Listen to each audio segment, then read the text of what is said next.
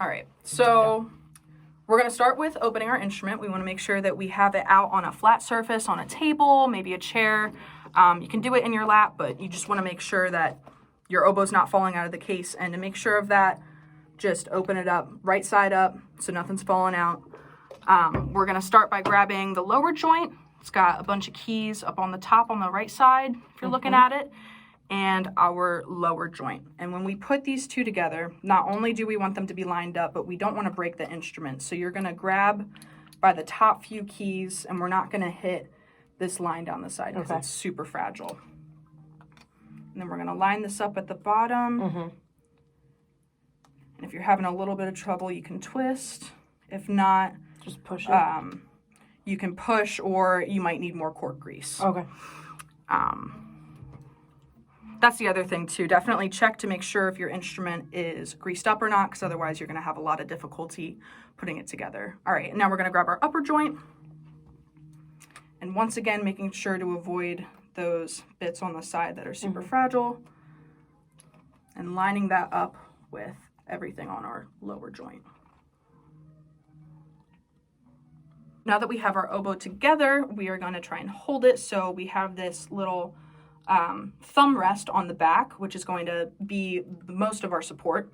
And so that we don't drop it, your pointer finger is going to kind of rest on the front. So you have this sense of balance. Yep. That's cool. All right. And then when we go to play the instrument, we aren't going to bend ourselves towards it. You're going to sit, roll your shoulders back, make sure you're sitting nice and tall, you're on the edge of your chair, and you're going to bring the instrument up to you at a slight angle. All right, so let's set our oboes down for a second. You want to make sure that this is also on a flat surface so nobody's going anywhere.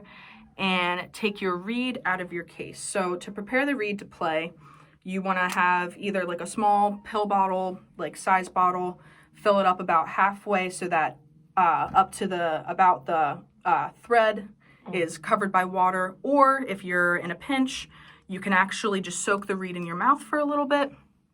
So once that is all done, you can grab your instrument. Make sure that your reed isn't too dry because you're going to have a lot of trouble getting it in. And you want to push it as far in as it can go.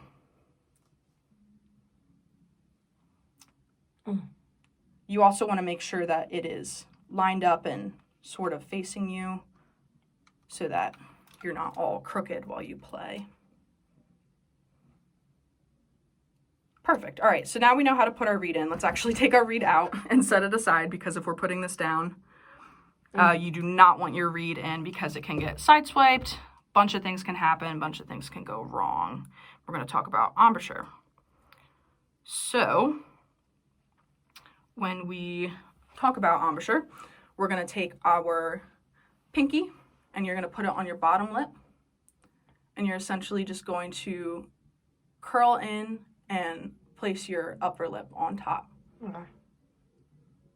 And so you can kind of get a feel for how that would be in your mouth. And so now we're going to take our reeds back out of the case